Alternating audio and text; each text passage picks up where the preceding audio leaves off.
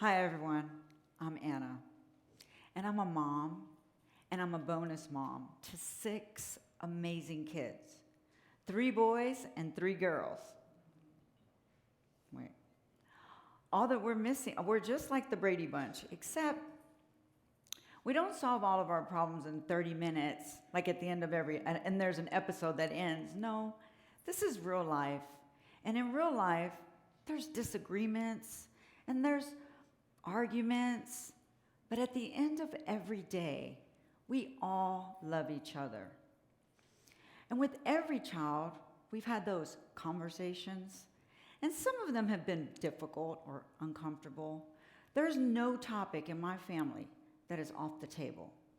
We talk to them about everything from stranger danger to the birds and the bees. Yeah, but there's one topic that I never discussed with my parents, and I never actually had to think about as a child growing up. And that's school safety. What do you do if an active shooter comes into your school? It's unsettling, it's scary, and it's very, very dark. About 5 years ago, I was in my office and I got an alert that there was an active threat in my area. And my youngest daughter was in elementary at that time. And in that moment, I realized I have no idea what my children are supposed to be doing in that situation.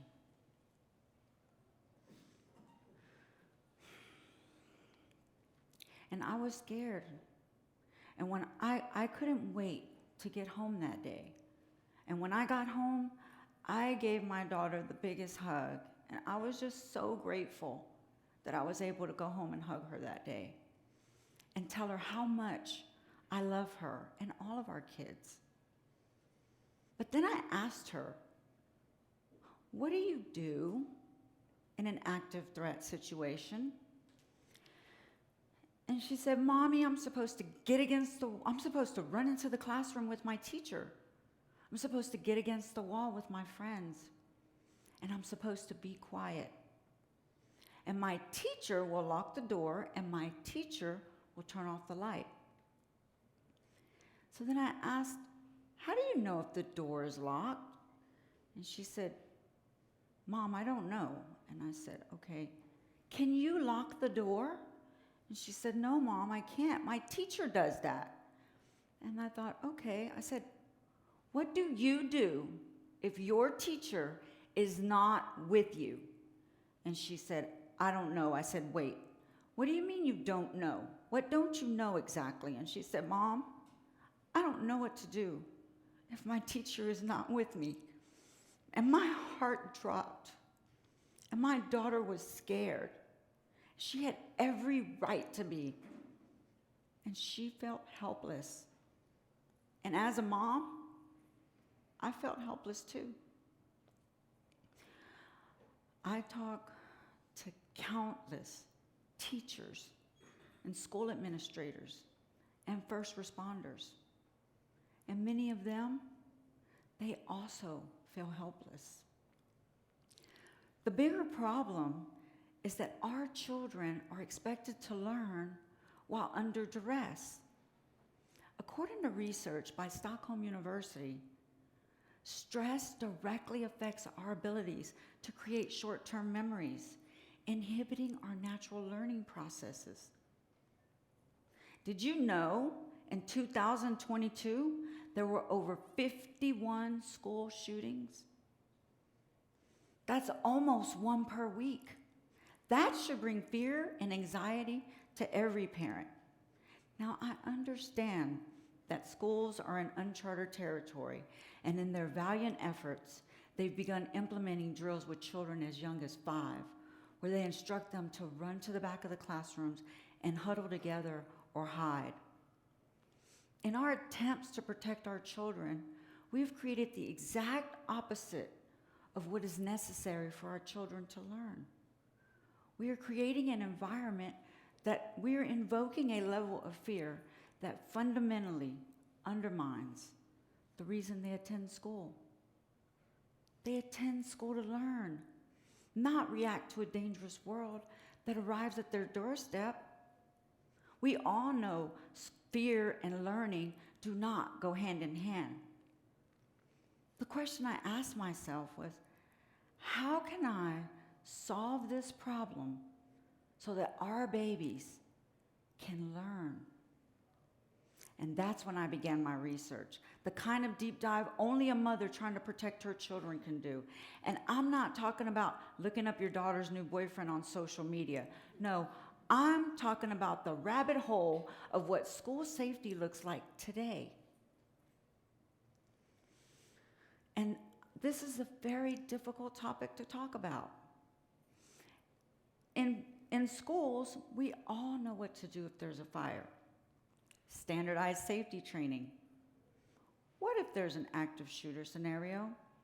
Is it standardized? Does my daughter know what to do if she goes to your child's school? What if there's a substitute? What if you just moved to a new school?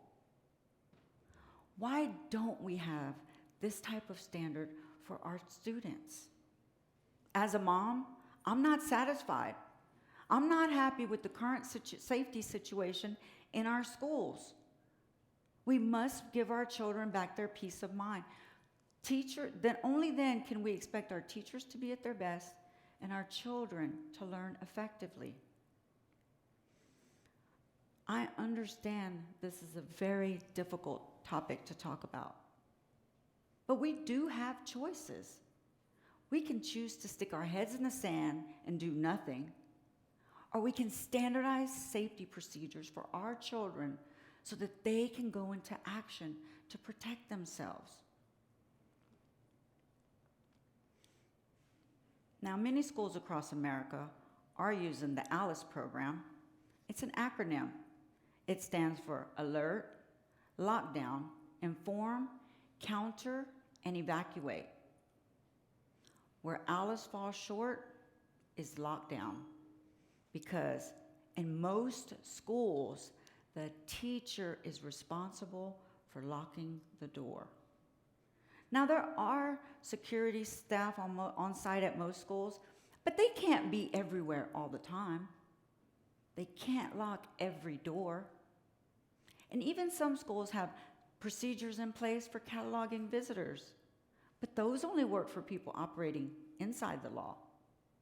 And even some schools have specialized locks that prohibit the breaching of doorways, but those can be lost or misplaced if they're not mounted to the door. What our schools need are locks that are so easy to use, that are secondary locks in every classroom, on every door, that can be flipped by children as young as 5. I'm demanding this from this stage. Our children deserve standards. I believe that if we give our children standards, they will be able to go into action to protect themselves. This is exactly what something our children can look like. A lock, a secondary lock, that protects our children, that empowers them to go into action. We need something that is strong enough to make any classroom a safe room. How does my idea help solve challenges we face as a society? Because I believe standardizing non-traumatizing drills will bring calmness back to schools and may one day save a life. We have done a disservice to our children by not providing them the tools to simply lock the door. I know this is a hard topic to talk about. Trust me, it's even harder to look at. But we do have choices. What if that one life that we save is your child? What will you do to ensure our children can learn safely? Join me in my effort. Join me in my effort to slam the door on fear and uncertainty in the classroom. And when we slam that door, our children will be able to flip that lock. Thank you.